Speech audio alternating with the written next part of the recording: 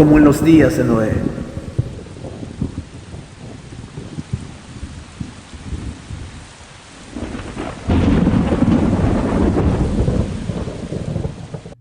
Oremos. Padre, yo te doy gracias, Señor, en el nombre de Jesús por este tiempo, Señor. Yo te pido que seas tú, Señor, hablando a nuestras vidas, Señor. Y que seas tú, Señor, mostrando tu verdad por medio de tu Espíritu Santo. A ti sea toda la gloria, toda la honra y todo el honor, Señor, porque solamente tú te lo mereces. En el nombre de Cristo Jesús. Amén y amén. Y vamos a empezar esta cuarta parte del estudio de Como en los días de Noé. Y vamos a hablar sobre la construcción del arca y qué nos muestra el Señor por medio de su palabra en estos versículos. En Génesis 6:14, la versión Tanakh dice: harás pues un arca de madera de gofer, compartimientos harás en el arca, y le aplicarás brea por dentro y por fuera. La Biblia nos muestra aquí la palabra arca, y esta palabra es una palabra que en hebreo significa tebá. Es la palabra Strong H8392, que por definición es caja o cofre, y en Reina Valera se ha traducido como arca o arquilla. Esta palabra solamente es usada en dos relatos en toda la Biblia. El primero es para referirse al arca de Noé, y el segundo es para hacer referencia a la cesta o arquilla de juncos en la que se colocó a Moisés cuando era bebé, para luego ponerlo sobre el río. A causa de esto, muchos autores llegan a la conclusión de que la palabra tebá se usa para arcas o cofres de naturaleza flotantes, porque esta palabra no es la misma palabra que se usa para el arca del pacto o el arca de la alianza. Solamente aparece la palabra tebá en estos dos relatos de la escritura, para el arca de Noé y para la cesta en donde estaba Moisés. En Éxodo 2:3 la versión Tanakh dice: pero cuando no pudo esconderlo más, tomó una canasta de juncos y la calafateó con asfalto y brea. Luego puso al niño allí, y la puso entre las cañas a la ribera del río. Esta palabra canasta es la misma palabra en hebreo tebá, para referirse al arca en Génesis 6:14. Y aquí vamos a ver una analogía entre el arca de Noé y la cesta de Moisés. El arca de Noé en hebreo es tebá, como hemos visto, que es lo mismo para cesta o arquilla que es usado para referirse a la cesta en la cual estuvo Moisés. Es calafateado con brea, lo dice Génesis 6:14 refiriéndose al arca, y también es calafateado con brea la cesta de Moisés. Es interesante ver cómo el arca de Noé y la cesta de Moisés fueron calafateados con brea, y vamos a ver más adelante lo que significa eso. Fue elaborado para que flote en el agua, y este fue el medio que el Señor usó para salvar las vidas que iban dentro, tanto en el arca de Noé, hablando de Noé, su familia y los animales, como en la cesta de Moisés, donde salvó la vida de Moisés. Y ambas son figura de Cristo. Pero continuemos con Génesis 6:14. Y dice este versículo: harás pues un arca de madera de gofer. Y la madera de gofer es una madera que no se sabe realmente cuál es. Muchas traducciones de la Biblia dicen que la madera de gofer o la palabra gofer lo que significa realmente es una madera como el cedro o el ciprés. Incluso algunas traducciones le ponen como madera resinosa y otras, como la Peshitta, le llama madera de acacia. Sin embargo, no se sabe realmente qué tipo de madera es la madera de gofer. Algunos afirman de que este tipo de madera era de un árbol que no existe más en nuestro tiempo, o que existió antes del diluvio, pero que luego del diluvio desapareció. Lo cierto es que la palabra gofer no es usado más en el hebreo. Por ejemplo, vemos aquí en la versión Peshitta, dice de que harás pues para ti un arca de madera de acacia. Y vamos a ver realmente si gofer y acacia significa lo mismo en el hebreo. La madera gofer es la palabra Strong H1613, que significa directamente gofer, como lo ha traducido también la Reina Valera. Esta versión es la versión Tanakh, que está traducido directamente como es en el hebreo. Como dije anteriormente, algunas versiones han interpretado de que la palabra gofer es referido para acacia, ciprés o cedro. Sin embargo, la palabra gofer no tiene nada que ver con el tipo de madera que han interpretado otras versiones. Aquí vemos En el arca del pacto, que es en Éxodo 25:10, dice: harán también un arca de madera de acacia. Y esta palabra acacia que está hablando Éxodo 25:10 es la palabra Strong H7848, que significa la palabra shitá. Y shitá no es lo mismo a gofer. Por tanto, la versión peshita que está diciendo acacia realmente es una interpretación, ya que no es la misma palabra en hebreo la que se usa allí. Ahora veamos los compartimientos del arca. Harás pues un arca de madera de gofer, compartimientos harás en el arca. Y para entender esto de los compartimientos en el arca, veamos lo que dice la palabra de Dios en Colosenses 1, del 16 al 17. Porque en él fueron creadas todas las cosas, las que hay en los cielos y las que hay en la tierra, visibles e invisibles, sean tronos, sean dominios, sean principados, sean potestades. Todo fue creado por medio de Él y para Él. Y Él es antes de todas las cosas, y todas las cosas en Él subsisten. La palabra de Dios nos muestra en Colosenses 1, versos 16 y 17, de que en el Señor fueron creadas todas las cosas, tanto las que hay en los cielos como las que hay en la tierra, visibles e invisibles. ¿Esto qué quiere decir? De que en el Señor fue creado todo, y si todo fue creado en el Señor, aún lo visible y lo invisible, significa de que todo lo que es de Dios, todo está en Cristo. En el verso 19, que no lo he puesto allí, dice que porque agradó al Padre que en Él habitase toda plenitud. Es decir, de que toda la plenitud estaba en el Señor. ¿Por qué digo esto? Porque el siguiente versículo nos va a relacionar con Colosenses 1 y vamos a entender un poco más lo que dice Génesis 6:14. En Juan 14 del verso 2 al 6 dice: en la casa de mi Padre muchas moradas hay. Si así no fuera, yo os lo hubiera dicho. Voy pues a preparar lugar para vosotros. Y si me fuere y os preparare el lugar, vendré otra vez y os tomaré a mí mismo, para que donde yo estoy, vosotros también estéis. Y sabéis a dónde voy, y sabéis el camino. Le dijo Tomás: Señor, no sabemos a dónde vas, ¿cómo pues podemos saber el camino? Jesús le dijo: yo soy el camino, y la verdad, y la vida. Nadie viene al Padre sino por mí. Los compartimientos que habla Génesis 6:14 guarda una analogía con las moradas que hay en el reino de Dios. Todo fue hecho en el Señor y toda plenitud está en Cristo, tanto lo visible como lo invisible. Cuando el Señor habla en Juan 14 está diciendo que Él volverá al Padre y que en el Padre hay muchas moradas. Luego dice de que nadie va a ir al Padre si no es por Él. En el verso 3 de Juan 14 dice: y si me fuere y os prepararé el lugar, vendré otra vez y os tomaré a mí mismo. Esto de aquí nos está hablando directamente de lo que es el arrebatamiento. Todos entienden la analogía de que el arca representa a Cristo y que nosotros, al estar en el arca que es Cristo, somos salvados de los juicios de Dios. Los compartimientos que habla Génesis 6:14 son aquellos que están referidos en Juan 14:2. En la casa de mi Padre muchas moradas hay. Más adelante, en los siguientes versículos, Felipe le pregunta: muéstranos al Padre y con eso nos basta. Y Jesús le dice a Felipe: ¿cuántas veces he estado aquí y no me has visto? Quien me ve a mí, ve al Padre. Esto lo hace para mostrar al Señor de que Él también es el Padre. En Isaías 9, verso 6 dice: porque un niño nos es nacido, hijo nos es dado, y el principado sobre su hombro, y se llamará su nombre Admirable, Consejero, Dios fuerte, Padre eterno, Príncipe de paz.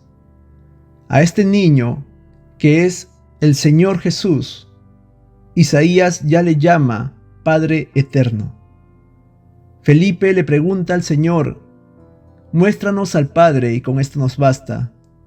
Y el Señor le dice: ¿cuántas veces, Felipe, he estado contigo y no me has visto? Quien me ve a mí, ve al Padre. En 1 Timoteo 3, verso 16, dice: E indiscutiblemente grande es el misterio de la piedad. Dios fue manifestado en carne, justificado en el Espíritu, visto de los ángeles, predicado a los gentiles, creído en el mundo, recibido arriba en gloria.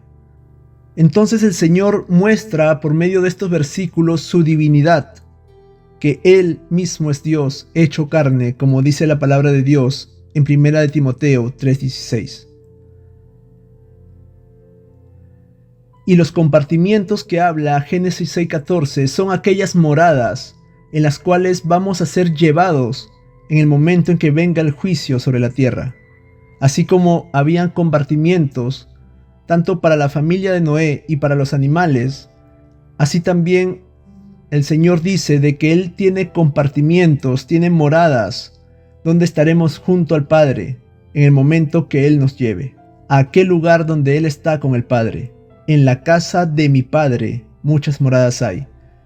Y dice el verso 3, para que donde yo estoy, vosotros también estéis. ¿Dónde estaba el Señor cuando vio Esteban los cielos abiertos? Y dice la palabra del Señor: nadie viene al Padre sino por mí. El camino para llegar al Padre y estar en el Señor es Cristo Jesús.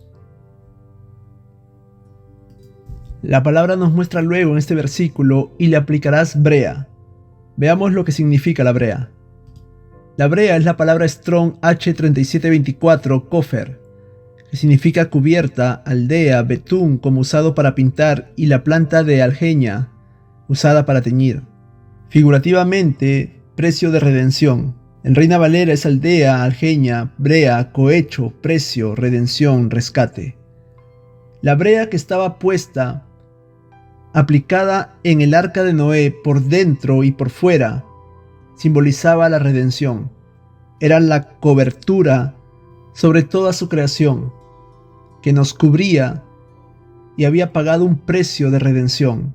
La brea significa eso, la redención y el precio que el Señor pagó por tu salvación.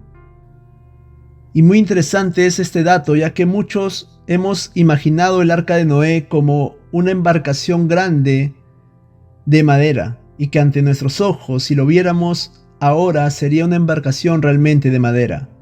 Y aunque así lo fue, se le había aplicado brea por dentro y por fuera. Es decir, de que el arca que construyó Noé, ya terminado, era de color negro, porque por fuera estaba con brea y por dentro también estaba con brea. Así que en este momento tal vez se nos quita la imagen de una embarcación de madera. El verso 15 dice: y de esta manera la harás, de 300 codos la longitud del arca, de 50 codos su anchura y de 30 codos su altura. En el verso 14 hemos analizado prácticamente todos los detalles del versículo 14, y cuando llegué al versículo 15 dije: aquí debe haber algo, porque sé de que cuando Dios da detalles es porque hay un mensaje y no es solamente por informar. Hay algo siempre en la escritura que debemos escudriñar. Y este versículo me llamó la atención. No quería darlo solamente como una información de las medidas del arca, sino que quería saber qué más había atrás de las medidas del arca. Y es de que el arca representa a Cristo, y que Cristo es Dios manifestado en carne, y que el nombre de Dios es el tetragramatón. Y quiero compartirles las medidas del arca que se encuentran codificadas en el nombre de Dios. Estas 4 letras son el nombre de Dios, tal como lo dio el Señor a Moisés. Y en hebreo se lee tal como está la dirección aquí, de derecha a izquierda, mientras que nosotros lo leemos de izquierda a derecha. Vemos de que estas 4 letras, Yod Hei Vav Hei, es el nombre de Dios. Y aquí estamos viendo el alefato hebreo. Cada letra del alefato tiene un valor numérico. Del 1 al 10, su valor numérico es tal cual su orden en el alefato. Si esta es la primera, su valor numérico es 1, este es 2 y este es 3 y así, hasta llegar a 10. A partir de 10, el valor numérico sube de 10 en 10, 10, 20, 30, 40, hasta llegar a 100, que es Kof. Y cuando llega a 100, sube de 100 en 100. 100, 200, 300, 400 y faltan 5 más para que llegue a 900. Y esos son los valores numéricos. Entonces vamos a ver los valores numéricos que hay en el tetragramatón. Según el alefato estamos viendo el 10, 5, 6, 5, que son las letras que están indicadas aquí. Pero estamos viendo que la letra Hei, que para nosotros es la H, se repite 2 veces. Así que vamos a tomar las 3 que no se repiten, que es el 10, el 5 y el 6.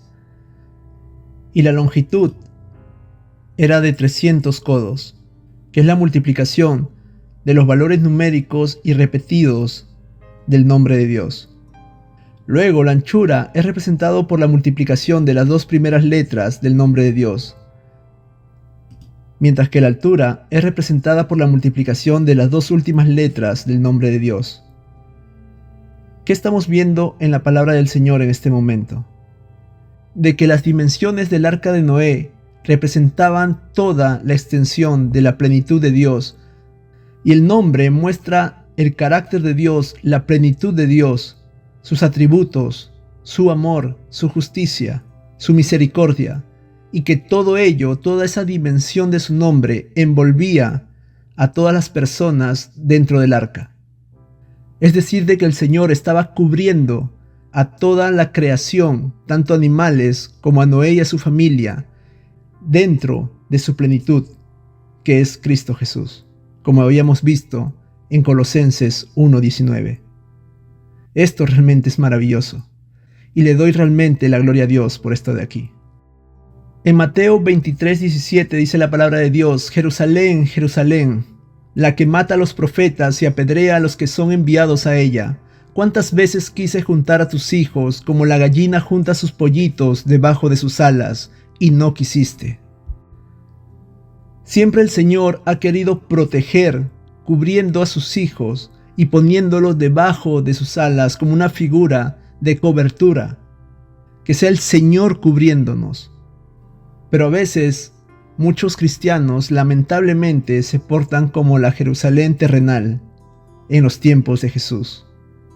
Y muchos tienen endurecido el corazón a pesar de que en algún momento conocieron al Señor y se apartaron.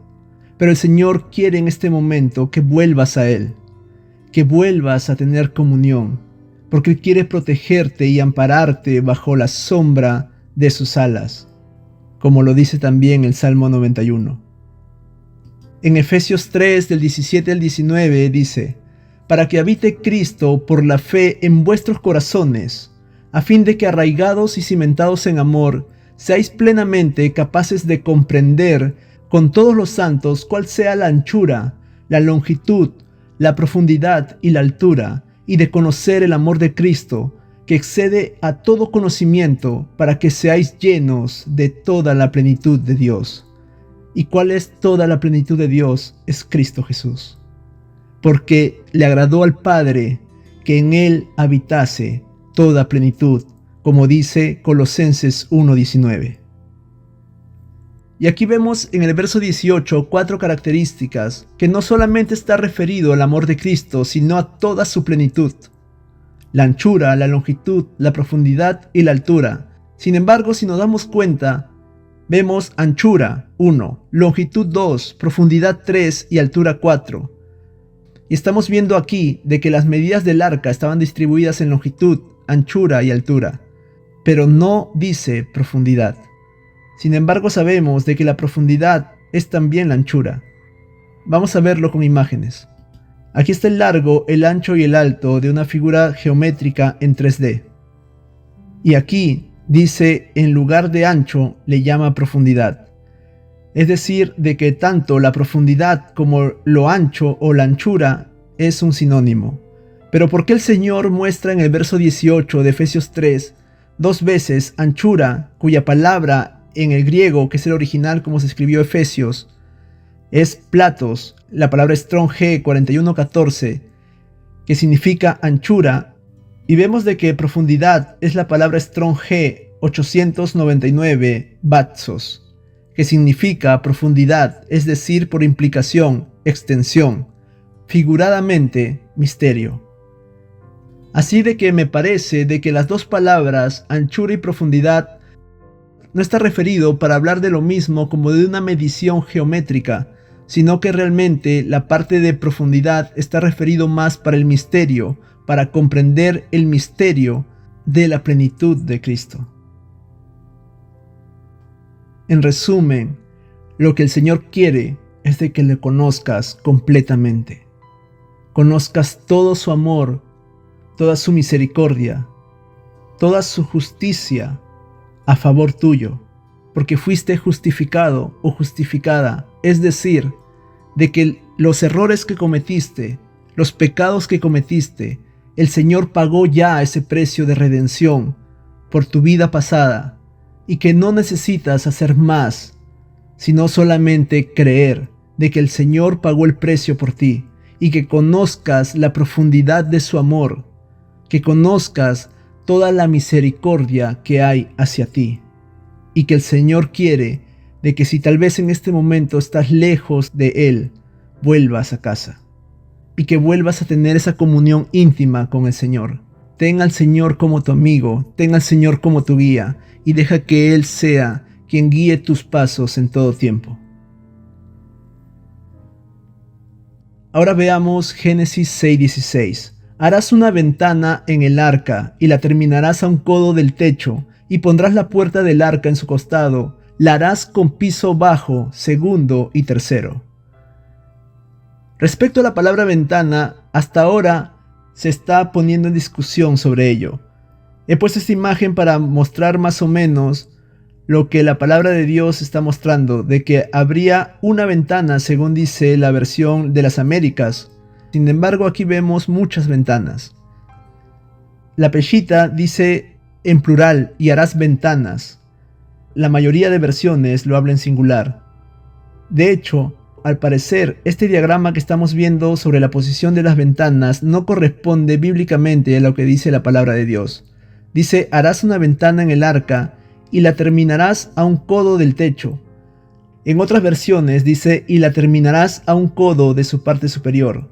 Si nosotros vemos, esta sería la parte superior o el techo. A un codo quiere decir de que las ventanas estarían por aquí, a un codo de llegar al techo. No sobre el techo como está en esta imagen, a un codo aparentemente, sino que realmente estaría en esta parte de aquí, a un codo de la parte superior. Pero más allá de la manera en cómo estaría distribuida la posición de la ventana, lo importante es saber cuál es el significado de ventana. Ventana es la palabra Strong H6672 Zohar, que significa luz, dual, doble luz o mediodía. Es decir, de que harás que entre la luz, y por ello lo han traducido como ventana. Pero más allá del tema polémico de dónde estará la posición de la ventana y si es una o son varias, lo importante es de que la ventana del arca simboliza de que todas las personas que están dentro del arca tendrán luz. Todos los que están en Cristo Jesús tendrán luz. Ahora veamos lo que significa la puerta del arca. Y Génesis 6:16 continúa diciendo, y pondrás la puerta del arca en su costado. La harás con piso bajo, segundo y tercero. Esta puerta al costado del arca simboliza también el costado del Señor. ¿Y qué puerta había en el costado del Señor? Juan 19:34 dice, pero uno de los soldados le abrió el costado con una lanza, y al instante salió sangre y agua. El costado abierto que había en el cuerpo de Cristo simboliza la puerta al costado del arca, y vamos a verlo de una manera más extensa, ya que esto también es figura del costado de Adán. Aquí vemos Adán, el arca y Cristo. Del costado de Adán sale Eva. Del costado del arca, de la puerta que estaba al lado, sale Noé, su familia y los animales, toda la creación. Y de Cristo sale la iglesia. Cristo, como el postrer Adán, tenía que cumplir las cosas que Adán había hecho, excepto el pecado. Adán tenía un trabajo de poner nombre a los animales. Luego de haber terminado su misión, el Señor lo pone a dormir. Y cuando está dormido, le abre el costado y le da a su mujer idónea. De la misma manera, Cristo vino a cumplir su misión, y cuando cumplió su misión, durmió. Y cuando ya estaba dormido, se le abrió el costado y espiritualmente, en ese momento, nace la iglesia. Se derrama el Espíritu Santo en el Pentecostés, pero la iglesia nace espiritualmente cuando a Cristo se le abre el costado. Y esto lo vemos incluso con el soldado romano, quien luego de que muerto el Señor se rompe el velo y hay acceso directo a la presencia de Dios, que no solamente ya el sumo sacerdote podía acercarse al lugar santísimo, sino que cualquier persona, sea judío o gentil, podía acceder directamente a la presencia de Dios y podía ver la presencia de Dios. Eso sucedió con el soldado romano, que cuando muere Cristo puede ver espiritualmente de que el Señor era el Hijo de Dios, y dice, siendo gentil, verdaderamente este era el Hijo de Dios. Nadie puede confirmar que Cristo es el Señor si no es por medio del Espíritu Santo. La palabra nos muestra de que Jesús le dice a sus discípulos: ¿y ustedes quiénes piensan quién yo soy? Y Pedro le dice: tú eres el Cristo, el Hijo del Dios viviente. El Señor le dice: esto no te lo reveló ni carne ni sangre, sino mi Padre que está en los cielos. De la misma manera, el soldado romano tuvo esta revelación por medio del Padre, porque el velo había sido roto y cualquier persona podía acceder libremente a la presencia de Dios. Respecto a Adán, dice la palabra: dijo entonces Adán: esto es ahora hueso de mis huesos y carne de mi carne. Esta será llamada varona, porque del varón fue tomada. Respecto al arca, porque también la creación misma será libertada de la esclavitud de corrupción a la libertad gloriosa de los hijos de Dios, porque sabemos que toda la creación gime a una, y a una está con dolores de parto hasta ahora. Y aquí es interesante porque no está hablando solamente de los hijos de Dios, sino que Romanos 8, 21 y 22 está hablando de toda la creación. Toda la creación gime a una por esa redención, por ser libertados de esta esclavitud de corrupción. Y en relación con Cristo vemos Colosenses 3:3, porque habéis muerto y vuestra vida está escondida con Cristo en Dios. La palabra de Dios nos afirma que nosotros hemos muerto. Pero ¿cuándo hemos muerto? Hemos muerto con Cristo en la cruz, porque nuestra vida está escondida con Cristo en Dios. Cuando el Señor nos llama a seguirlo, en ese momento entendemos de que Jesús es el Hijo de Dios, es Dios manifestado en carne, quien murió y resucitó, y que vino a nosotros a darnos vida eterna. Pero aunque en el Cronos estamos conociendo al Señor en ese momento que el Señor nos llama a seguirlo, en lo espiritual habíamos muerto con Él en la cruz hace 2000 años. Es lo mismo que sucedió con los diezmos que hizo Abraham a Melquisedec, porque dice la palabra de Dios que aún Leví diezmó en Abraham, porque estaba escondido en Abraham, y Leví también diezmó cuando diezmó Abraham a Melquisedec. Es la misma analogía con nosotros en Cristo. Por último, veamos los pisos del arca. El verso 16 termina diciendo: la harás con piso abajo, piso segundo y tercero. El arca estaba dividida en 3 pisos, y siendo el arca representación de Cristo, lo que simbolizan esos 3 pisos es el tabernáculo, el atrio, el lugar santo y el lugar santísimo, que sería el más elevado, el que está arriba. Es una manera figurativa o analógica de ver los 3 pisos del arca. El primer piso sería el atrio, el segundo piso el lugar santo y el tercer piso el lugar santísimo. Otros lo relacionan con el Padre, el Hijo y el Espíritu Santo, siendo el Espíritu Santo el primero, que es el que te trae la revelación del Hijo de Dios cuando te llama el Señor a seguirlo. El segundo piso sería Cristo, quien te guía al tercer piso donde estaría el Padre. siendo de que el arca completa simboliza toda la plenitud de Dios, como lo hemos visto en el nombre de Dios, reflejado en las mediciones del arca. Nos damos cuenta de que el Señor realmente quiere alcanzar tu vida para rescatarte. Quiere llegar a ti y que tengas comunión con Él. Lo que el Señor está buscando es que tú, si tal vez en este momento estás lejos del Señor, vuelvas con Él. Vuelvas a casa, seas cuidado por su amor, seas guiado por Él en todo lo que hagas. Que no sean tus emociones quienes guíen tus pasos, sino que sea el Espíritu de Dios quien guíe toda decisión que tú tomes. El Señor está anhelando tener comunión contigo. Vamos a orar. Padre, yo te doy gracias, Señor, en el nombre de Cristo Jesús, porque yo sé, Señor, de que tu presencia está aquí en medio de nosotros, Señor. Yo te pido, Señor, de que seas tú bendiciendo la vida de cada persona que ha escuchado ese estudio, Señor. De que seas tú bendiciendo su familia, trayendo paz, tranquilidad, Señor, de que tú nos puedas ayudar y nos puedas guiar, Señor.